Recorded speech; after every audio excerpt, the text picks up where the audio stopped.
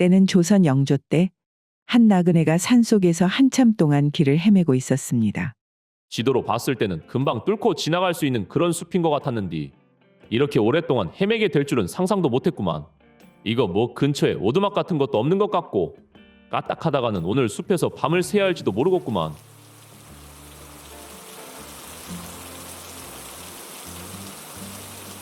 오메 오메, 이것이 지금 비가 오는 것이라냐? 이거 잘못하면 진짜 큰일 치를 수도 있겠는데. 날은 이미 어두워진 데다 갑자기 내리기 시작한 비에 나그네는 이러다가 정말 큰일이 날 수도 있겠다는 생각에 마음이 급해지기 시작했습니다. 그렇게 당황한 마음에 얼마나 더 헤매었을까요? 다행스럽게도 멀리서 희미한 불빛이 눈에 들어왔는데요. 그것은 바로 산자락 끝에 위치한 한 민가에서 나오는 불빛이었지요. 계십니까? 아이고, 계십니까요?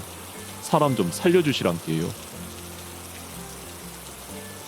웜에 이렇게 비가 오는디 이것이 무슨 일이시란가요? 제가 백가라는 지나가는 나그네인데 말입니다. 요 앞 숲에서 길을 잃고 한참을 헤매다가 이렇게 불빛을 발견하고 왔구만이라. 이것이 초면에 참말로 신뢰되는지는 알고 있는데 그 하룻밤만 좀 재워주시면 안 되겠습니까? 하이고 이 날씨에 숲을 헤매다 오셨다고라? 하마터면 진짜 큰일 날 뻔했구만이라. 그나저나 나그네님, 이것이 곤란하기는 참말로 곤란하구만이라. 지금 손님방이 비어나서 하루 머물다 가는 것은 아무 문제가 없는디 우리 집이 보시다시피 이리 누추하기도 하고 실제로 가난하기도 해서 문제가 되는 것이 지금 진역을 대접할 것이 하나도 없구만이라. 그것이 문제라면 걱정하실 필요 없습니다. 제가 점심을 말입니다. 아주 저녁을 따로 챙겨 먹을 필요가 없을 만큼 든든하게 먹어놔서 그런 것은 하나도 걱정하지 않으셔도 됩니다요. 도리어 저녁을 주신다고 하면 어떻게 거절을 해야 하나 걱정을 하고 있던 참이었구만이라. 그저 하룻밤만 재워주신다면 평생의 은인으로 삼겠습니다. 그려요잉.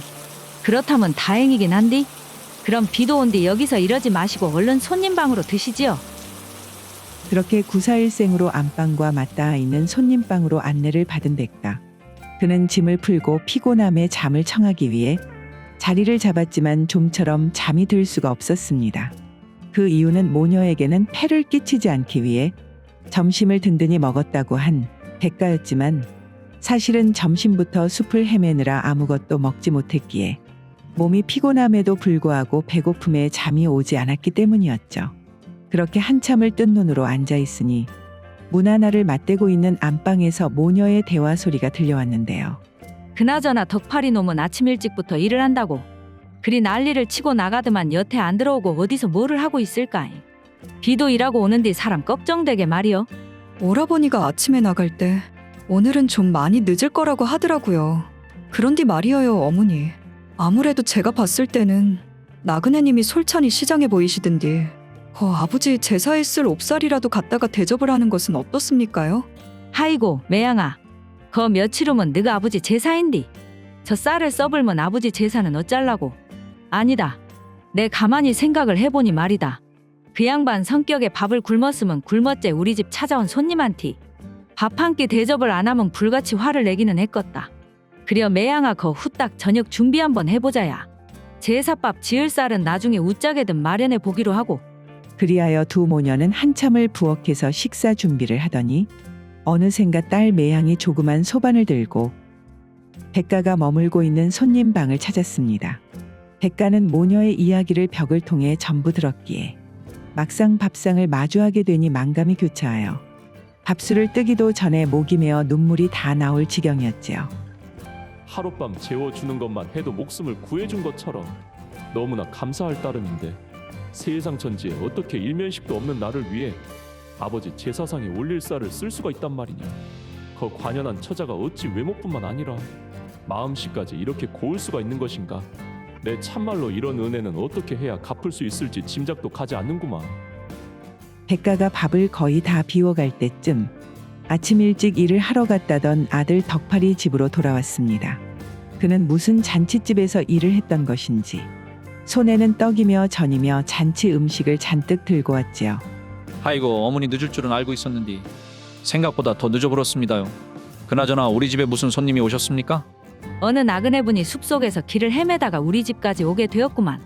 매양이가 아버지 제사쌀로 밥을 해서 드리기는 했는디 그 양이 적어가지고 욕이나 하셨을지 걱정이구만. 그러면 제가 오늘 음식을 좀 많이 받아왔으니까 손님 방으로 한번 가보겠습니다, 어머니. 그래 얼른 네가 한번 가봐라잉. 어디 불편한 데는 없는가 그것도 좀 물어보고잉. 덕팔이 잔치 음식을 가지고 손님 방으로 가니 백가는 덕팔이를 매우 반기며 물었지요. 하이고 내 뜻하지 않게 이리 왔다가 아주 귀빈 대접을 다 받는구만. 그나저나 자네 어디 잔치집에서 이리 늦게 일을 하다 왔는가? 마을에 무슨 좋은 일이라도 있는 것이요? 그것이 말입니다. 하이고 내 거기를 갔으면 안 되는디. 목구멍이 포도청이라 괜히 거기를 가버려 가지고. 덕팔이는 갑자기 표정이 어두워지며 자신을 자책하더니 급기야는 처음 보는 백가 앞에서 눈물까지 보이고 말았습니다. 오엄의 거 자네 이것이 뭔 일인가? 무슨 일이 있었는지는 모르겠는데 거 진정하시고 괜찮으면 나한테도 뭔 사정이 있는지 이야기를 해줄 수 있겠는가? 제가 오늘 간 잔치집이 말입니다. 저희 선친과 중마고였던 이 마을 최고의 부자 홍배대감댁인데 말이에요. 저희 아버지가 살아 생전에 홍배 어르신하고 비슷한 시기에 장가를 가시고 그 아이 또한 비슷한 시기에 얻어가지고 서로 아들과 딸을 가지면 꼭 혼인을 시켜주자고 저희가 태어나기 전부터 굳게 약속을 하셨구만요. 그리고 저희 집에서는 제가 태어나고 홍배 어르신 집에서는 춘심이가 태어났지요. 그런데 저희 아버지께서 병환으로 돌아가시고 보시다시피 우리 집안이 이리 몰락을 해버리니 그 잘나가는 홍배 어르신께서 더 이상 약속을 지킬 리 만무하지 않겠습니까? 결국 춘심이가 관연하니 몇 차례 따로 중매를 보시더만 그 중에서 가장 좋은 집안을 골라다가 바로 내일 혼례를 치를 예정이라고 하더라고요. 그리고 속도 없는 지는 어떻게 푼돈이나 좀 벌어보겠다고 춘심이 혼례 잔치 준비를 도와주고 왔던 것이제라. 그럼 자네 뭐? 처음 만난 내가 이런 것을 물어보는 것은 그렇지만서도 이왕 말이 나왔으니 하는 말인디 오늘 그 집이를 거 진짜로 돈만 벌 생각으로 간 것이란가? 세상에 어찌 그랬겠습니까? 원래는 저랑 춘심이 사이가 좀 많이 애틋하기는 했습니다요. 아마 아버지께서 살아계셨으면 굳이 아버지랑 홍배 어르신께서 맺은 정혼 때문이 아니더라도 저는 분명히 춘심이한테 장가를 갔었을 겁니다요. 그래잉. 그러면 자네 오늘 일을 하다가 거 춘심이 얼굴을 보기는 보고 왔단가? 그래도 바쁘게 일하면서 오다가다 어떻게 몇 번 마주치기는 했습니다요. 아니나 다를까 춘심이도 저를 마주하더니 자신도 아버지를 거스를 수 없어 어쩔 수 없이 가는 것이라고 눈물을 보이기까지 하더라고요. 뭐 저로서는 춘심이 시집 가기 전에 마지막으로 얼굴이나 한번 봤으니 되었구만요. 거 자네 말일세. 내일 그 홍배대감 집에 나랑 한번 다시 가도록 하세. 네, 뭐시라고요? 어르신께서 내일 그곳에 가시려고 말입니까? 아, 내 목숨을 구해준 것도 모자라. 이런 귀한 대접을 받았는디 나도 거 밥값은 해야 할 것 아닌가? 내가 공교롭게 자네 아버지 제사에 쓸 쌀도 전부 묵어버렸으니 말이오. 그러니까 거 내일 날이 밝으면 나랑 이번에는 아예 자네 여동생까지 해서 같이 가세. 오메 매양이까지 해서 말입니까? 오늘 제가 갔을 때도 무슨 염치로 이곳을 왔냐며 주변 사람들에게 그런 소리를 많이 들었는디 어떻게 어르신하고 매양이까지 함께 가자는 말이시랍니까요? 아, 목구멍이 포도청인데 염치가 무슨 상관인가? 그런 일을 할 기회가 있으면 기회가 있을 때 어떻게든 많이 가서 한 푼이라도 더 받아야 하지 않겠는가? 그러니까 체면 같은 거 생각하지 말고 돈만 생각하자 이 말이오. 하이고 그나저나 나는 간만에 기름진 음식을 많이 먹어놔서 속이 더부룩하구만. 거 산책이나 해야 쓰겄어. 어디 보자 비가 그쳤을라나잉? 그리하여 다음날 날이 밝고 덕팔이 그렇게 사랑했던 춘심이 혼이 나는 날이 되었습니다. 백가와 덕팔이 그리고 매양이까지 아침 일찍부터 일을 하기 위해 홍배대감의 집으로 갔지요. 홍배대감과 주변 사람들은 덕팔이에게 무슨 낯짝으로 이제는 여동생의 거지까지 한 명 달고 왔냐는 소리를 했지만 백가와 덕팔이는 그런 말들에 전혀 개의치 않고 바로 부엌으로 가 잔치 준비를 도왔습니다. 그리고 시간은 4시 정도가 되었을까요? 느닷없이 마을 원님이 홍배대감 집에 나타났는데요. 원님께서 우리 집에는 갑자기 무슨 일로 행차하셨습니까요? 고 홍배대감님, 일단 따님 혼례 축하드립니다요. 그런데 박어사님은 어디 계십니까요? 웜의 박어사님이라니요. 그것이 무슨 말입니까요? 어사님이 이런 곳에 있을 이유가 어디 있겠습니까? 그게 말입니다. 제가 간밤에 이상한 편지를 하나 받았는데 글쎄 편지 내용이 오늘 사시경에 남녀 혼례복을 챙겨가지고 여기로 와달라는 내용 아니겠습니까? 저도 평소 같으면 그냥 넘길 것인디 편지 마지막에 글쎄 시급한 일이니 특별히 신분을 밝힙니다. 암행어사 박문수 100. 일이 적혀 있으니 내 어찌 안아볼 수가 있겠습니까? 그 어떤 못된 놈이 원님께 장난질을 한 것 같은데 말입니다. 여기에는 앞만 봐도 어사 같은 분은 코빼기도 안 보입니다요. 그렇게 원님과 홍배대감이 한참을 대화를 하고 있는 동안 부엌에서 일을 하고 있던 백가가 어느새 홍배대감에게 다가왔지요. 그리고 옷 속에서 뭔가를 주섬주섬 꺼내 들었는데요. 그랬습니다. 그것은 바로 마패였습니다. 그럼 어사가 어디 내가 어사 입네. 이러면서 나타날 줄 알았는가? 워메다. 당신이 어사님이셨단가요? 그런데 어사님께서 우리 집에는 어쩐 일로 오셨단가요? 저는 잘못한 것이 아무것도 없는디 말입니다. 아, 덕팔이 저놈이 우리 조카인데 말이오. 아무리 우리 성님이 돌아가시고 그 조카 집이 망했다고 하기로써니 정원의 약속을 깨버리는 것이 도대체 무슨 법이란가? 홍배 자네는 거 마을 유지로서 다른 사람들의 본이 돼야 할 것인디. 그러고도 부끄럽지가 않냐 이 말이오. 그래서 내 오늘 여기서 약속대로 우리 조카 혼례를 치러주러 온 것이구먼. 뭐시라고요? 아무리 어사님께서 그리 말씀을 하셔도 말입니다. 이미 저희는 오늘 오시에 춘심이를 혼례를 치르기로 신랑 쪽하고 떡하니 약속을 했는디 어찌 이제 와서 그것을 깰 수가 있겠습니까? 그리고 춘심이도 거 가난한 집에 시집을 가는 것을 원치 않을 건디 아무리 먼저 약속을 했다고 해도 어디 당사자가 원치도 않은 그런 혼례를 치를 수가 있냐 이 말입니다. 입은 삐뚤어져도 말은 바로 해야지. 약속이 중한 것이면 우리 성님하고 한 약속이 먼저 아니겠소. 그것을 깨는 것은 전혀 문제가 없으시다 이 말이오 지금? 아, 그리고 등잔 밑이 어둡다더만 춘심이가 누구를 좋아하는지 이리 여식 마음을 몰라서야. 그러면 말이오, 춘심이한테 물어봐서 누구한테 시집 가는 것을 원하는지 한번 알아보도록 하세. 그리고 결과에 깨끗이 승복하기로 말이오. 아, 어떤가? 지는 딸만 괜찮다면 괜찮구만이요. 내가 딸을 생각해서 그 신랑을 고르고 고른 것이지. 돈만 밝히는 그런 사람은 아니구만이라. 그리하여 홍배대감은 춘심이를 급히 불러다가 그녀의 의사를 물어보기로 했습니다. 춘심아, 너 말이다. 네 한번 진심으로 대답 한번 해봐라잉. 그 덕팔이랑 오늘 혼례를 치를 갑수랑 둘 중에 누구한테 시집을 가고 싶은 것이냐? 너도 그 덕팔이처럼 그런 가난한 집에는 시집 가기가 좀 거시기 하지잉. 재력으로 보나 외모로 보나 갑수가 훨씬 더 낫지 않겠냐 이 말이지. 소녀 여태 아버지께서 원체 덕팔씨 지방과 사돈 맺기를 싫어하시는 것 같아 뜻을 거스를 수가 없기에 차마 여태까지 아버지께 한 번도 말을 꺼낼 수가 없었지만 솔직하게 저희 뜻을 물어보신다면 저는 아직도 덕팔씨한테 시집을 가고 싶구만이요. 뭐시라 그것이 참말이냐? 이거사 그러면 여태까지 나한테 우째 언질 한번 안 한 것이요? 아니구만 아니요.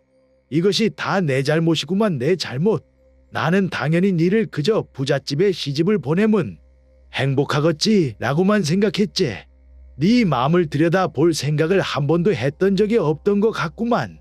그러면 그 어사님 춘심이 혼례야 그렇다 치지만 이따가 오는 신랑을 어떻게 합니까요? 그것은 말이오. 다 나한테 생각이 있어 놓으니까 나한테 맡겨 놓으시고 그럼 일단 약속대로 춘심이랑 덕팔이 혼례를 얼른 좀 진행하시게. 그리하여 일을 하러 갔던 덕팔이는 얼떨결에 춘심이와 개눈 감추듯이 혼례를 치르게 되었습니다. 홍배대감은 이후에 올 신랑을 생각하면 마음에 불안이 가득했으나 딸 춘심이 덕팔이를 저리 원하니 아무 말도 할 수가 없었지요. 그리고 원래 춘심이와 혼인을 하기로 한 갑수가 약속했던 대로 오시에 홍배대감 집에 도착을 하자 춘심이 방금 전 다른 남자와 혼례를 치렀다는 청천벽력 같은 소리를 들었지요. 그리고 그 소리에 충격에 빠져 있는 갑수에게 박문수 어사가 나서서 자초지종을 설명했습니다. 아니 세상에 혼례가 당장 오늘인데 신부가 다른 사람한테 시집을 가다니요? 이런 황당한 경우는 어디에서도 들어본 적도 없습니다 어사님. 그래요? 자네 말대로 그 자네가 얼마나 당황을 했을지는 여기 있는 사람들 전부 모르는 사람이 없을 거라 생각이 드는구만. 그런데 말이오. 어차피 자네가 춘심이 처자랑은 중매로 소개를 받고 바로 나를 잡아 혼례를 치르기로 한 것이니 아직 서로 간의 개인적인 감정은 없을 터. 그러면 말이오. 내 이것이 대신이라고 하면 좀 거시기언디. 춘심이 처자에 준할 만큼 얼굴도 이쁘고 가문 역시 좋은 여성을 자네 신부감으로 준비를 해놨는디 자네 어쩐가? 그것이 지금 무슨 말씀이십니까 어사님? 내 자네를 위해 우리 조카인 매양이를 오늘 데리고 왔다 이 말이지. 그나저나 매양이가 어디 있나? 매양이 좀 불러주소. 아직도 도대체 무슨 일이 어떻게 돌아가는지 파악을 못하는 갑수를 앞에 두고 박어사는 느닷없이 매양이를 찾기 시작했지요. 어르신 저를 찾으셨습니까요? 어떤가 자네? 여 매양이가 외모는 물론 마음 씀씀이도 어디 빠지지 않은 데다가 무려 어사족하구먼. 이 정도면 자네 부인감으로 충분하지 않겠냐 이 말이오. 곧 제가 다른 것은 잘 몰라도 그 곱기는 확실히 춘심씨 못지않게 곱구만이요 어사님. 역시 자네가 봐도 그렇지. 내 틀림없이 자네 마음에 들 줄 알았구만. 아이고 편지에 거 신랑 옷에다가 신부 옷까지 가지고 오라시길래 도대체 무슨 일을 벌이시길래 그런가 했더만 이런 것을 다 계획하고 있었구만. 참말로 대단하구만 대단해. 그리하여 어사 박문수는 자신이 계획한 대로 하루 동안 관연한 남매를 동시에 혼례를 보내주게 되었지요. 이번 이야기처럼 옛말에 적선지가 필유여경이라고 선행을 많이 하는 집안은 그 자손들에게 필히 경사로운 일이 넘쳐난다 믿었다고 하는데 역시 뭐든지 뿌린 대로 거두는 게 옛부터 내려오는 망고불변의 진리가 아닌가 합니다. 오늘의 고전여행 이야기는 이것으로 마치겠습니다. 오늘도 부족하지만 긴 영상 봐주신 여러분들께 감사드리며 항상 가정의 평안이 깃들기를 바라겠습니다. 그럼 저는 다음 영상으로 다시 찾아뵙겠습니다. 감사합니다.